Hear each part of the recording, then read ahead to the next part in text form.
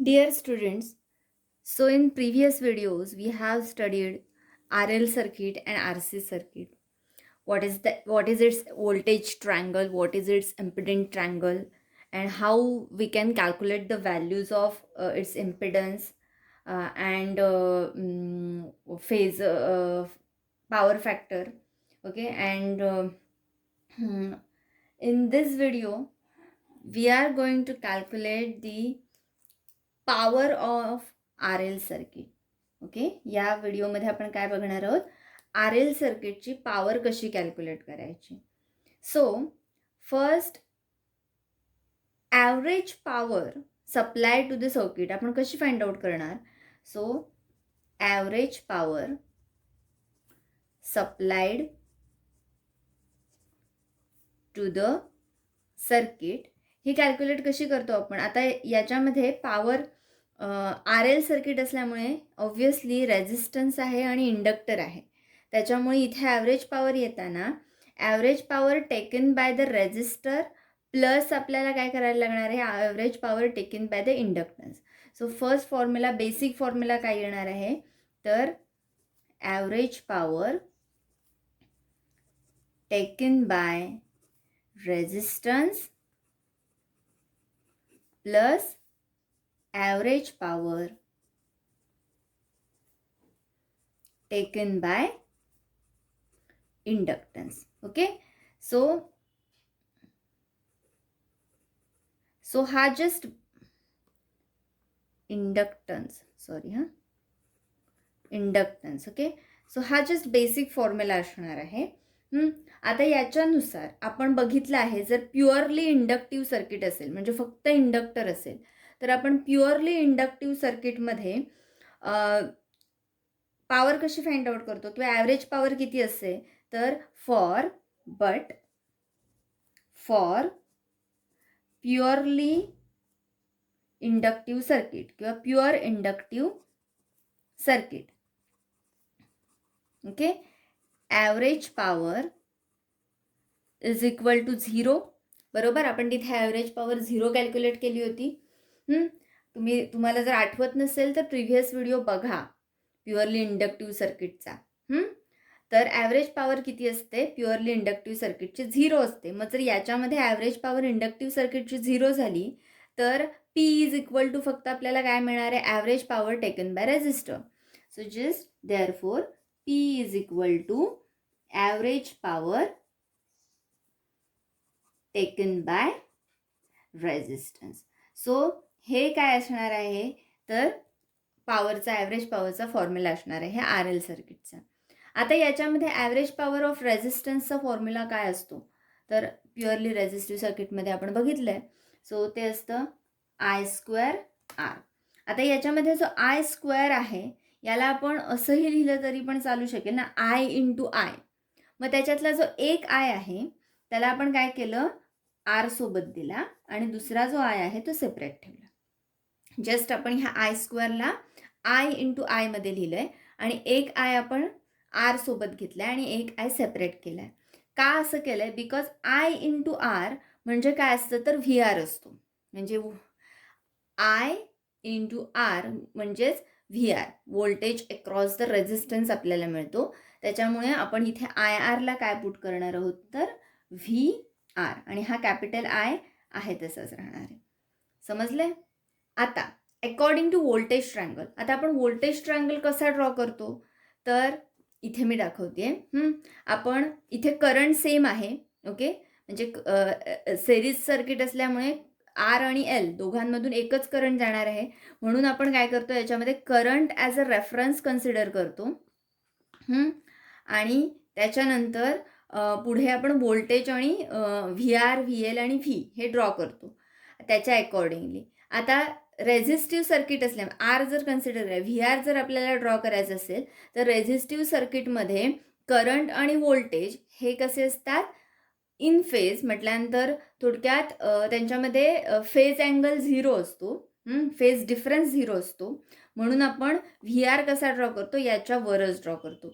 Okay, मग आता इथे व्ही आर येणार आहे. ओके, त्यानंतर व्ही एल. ओके. VL म्हणजे इंडक्टिव्ह सर्किट, आणि आपण बघितलंय की इंडक्टिव्ह सर्किटमध्ये करंट हा काय करतो, lags the voltage by 90 degree करतो. किंवा असं पण आपण म्हणू शकतो, current is leads the voltage by 90 degree. Current leads, okay, sorry, voltage leads and current lags. Okay. So current lag करतो, याचा अर्थ काय, तर करंट हा राईट साईडला यायला पाहिजे व्होल्टेजपेक्षा.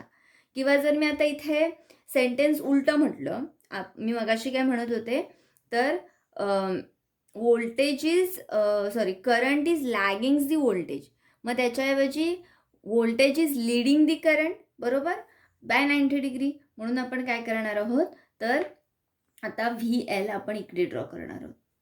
लक्षात, हा VL असणार आहे 90 डिग्रीने. म्हणजेच आता जर तुम्ही इथे ऑब्झर्व केलं तर हा इकडच्या साईडला, याचा अर्थ क्लॉकवाईज आपण मोजतोय, याचा अर्थ तो करंट इकडच्या साईडला होणार आहे. समजतंय?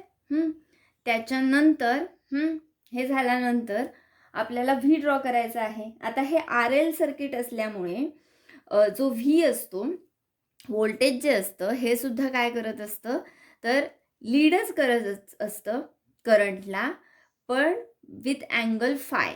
त्याच्यामुळे, किंवा आपण असंही म्हणू शकतो, ह्याच्यामध्ये जर आपण ह्या पॅरलेलोग्राम ड्रॉ केला, ओके, तर याचा जो डायगोनल जो आपल्याला मिळतो तो म्हणजे असतो आपला V.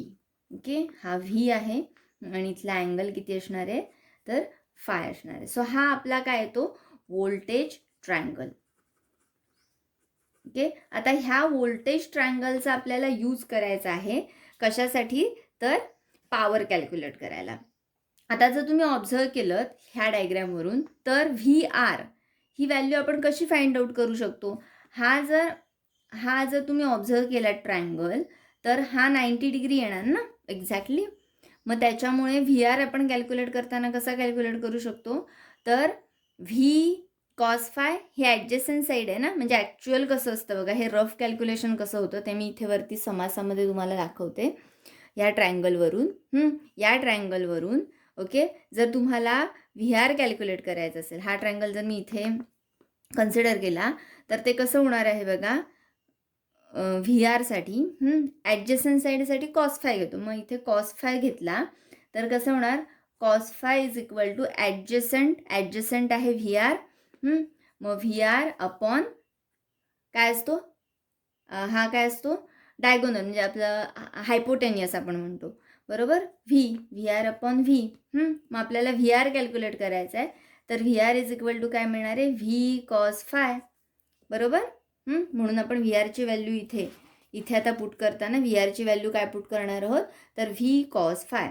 मग आपण इथे पुट केली V cos five into I. म्हणजेच आपल्याला फायनल पॉवरचा फॉर्म्युला काय मिळाला, VI cos phi. So this is the power, average power supplied to the circuit in RL circuit. Okay. त्यानंतर ॲव्हरेज पॉवर झाली. आता आपल्याला जर सपोज ॲपॅरंट पॉवर काढायची असेल, तर ॲपॅरंट पॉवर म्हणजे जनरली काय असतं, तर it is the product of RMS value off voltage and RMS value of the current. म्हणजे आपण ॲपॅरंट पॉवर कशी काढणार आहोत, तर फॉर्म्युला लिहून घेऊया आपण. जनरली ॲपॅरंट पॉवर याला आपण जे नोटेशन घेतो, जसं याला आपण P घेतो, तसं ॲपॅरंट पॉवरला नोटेशन कॅपिटल S घेतलं जातं, आणि त्याचा फॉर्म्युला काय येतो, S is equal to V into I. आपण ज्यावेळेला कॅपिटल V आणि आय काढतो त्यावेळेला त्यांना RMS व्हॅल्यूज असं म्हणतो, आणि याचं युनिट काय असतं, तर युनिट असतं व्होल्टेज ॲम्पियर्स. काय असतं युनिट, व्होल्टेज किंवा volts ampere, volt ampere. Okay, so this is the unit. असं ॲपॅरंट पॉवर आपण काढतो. आणि ट्रू पॉवर किंवा आपण त्याला म्हणतो power consumed by the circuit, त्याला आपण कॅपिटल P घेतलं जातं. आणि जनरली ट्रू पॉवर म्हणजेच काय असते, तर ॲव्हरेज पॉवर असते. ओके, ॲव्हरेज पॉवर असते. म्हणजेच ऑब्व्हियसली फॉर्म्युला काय असणार आहे ट्रू पॉवरचा, तर VI कॉस फाय. इथे आपण ॲव्हरेज काढली होती आणि ट्रू पॉवर म्हणजेच ॲव्हरेज पॉवर असल्यामुळे इथे फॉर्म्युला काय येतो, VI cos फाय येतो. आणि याचं युनिट काय असतं, तर वॅट्स किंवा किलो वॅट्स. युनिट काय असतं, वॅट्स और किलो वॅट्स. Got it?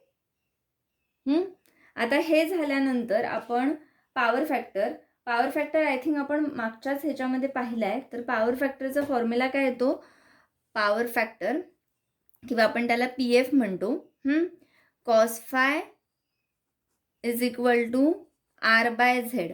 त्याच्यासाठी आपण काय करतो, हा जो व्होल्टेज ट्रायंगल असतो याच्यामध्ये प्रत्येक टर्मला आपण कशाने आयने डिव्हाइड करतो. म्हटल्यानंतर आपल्याला त्याचा हा मिळतो, काय म्हणतो, इम्पिडन्स ट्रायंगल मिळतो.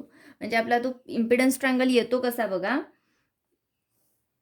अशा टाईपमध्ये असतो इम्पिडन्स ट्रायंगल.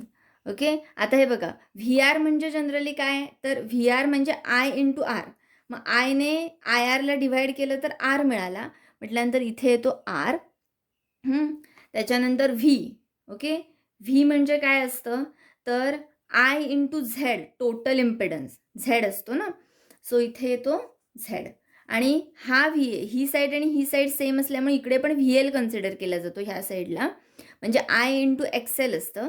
त्याला आयने डिवाइड केल्यानंतर फक्त काय शिल्लक राहिला, XL.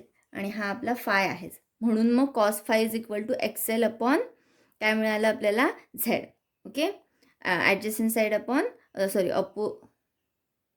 एक्सेलने R upon Z, adjacent side upon hypotenuse. असा आपला पॉवर फॅक्टर मिळाला. आता पॉवर फॅक्टर कॅल्क्युलेट झाल्यानंतर तुम्हाला ॲक्च्युली माहिती आहे की पॉवर फॅक्टर डिसाईड काय करतो, ते लीडिंग आहे की लॅगिंग आहे हे डिसाईड करतो. तर इंडक्टिव्ह सर्किटमध्ये जनरली करंट काय करतो, लॅग करतो बिहाइंड दी व्होल्टेज. म्हणजे करंट काय करतं त्याच्यावरती डिपेंड असतो पॉवर फॅक्टर लॅगिंग आहे का लीडिंग आहे. आता आपण इथे जर बघितलं तर आपण इथे काय म्हणत होतो, तर current is lagging the voltage by angle phi. म्हटल्यानंतर इथला जो पॉवर फॅक्टर येणार आहे हा कसा येणार आहे, तर लॅगिंग येणार आहे. समजतंय? त्याच्यावरून तिथे पॉवर फॅक्टरचं आपण नेचर लिहू शकतो, ते लॅगिंग आहे की लीडिंग आहे. सो इथे ते लॅगिंग आहे. Got it? So this is the power calculation of RL circuit.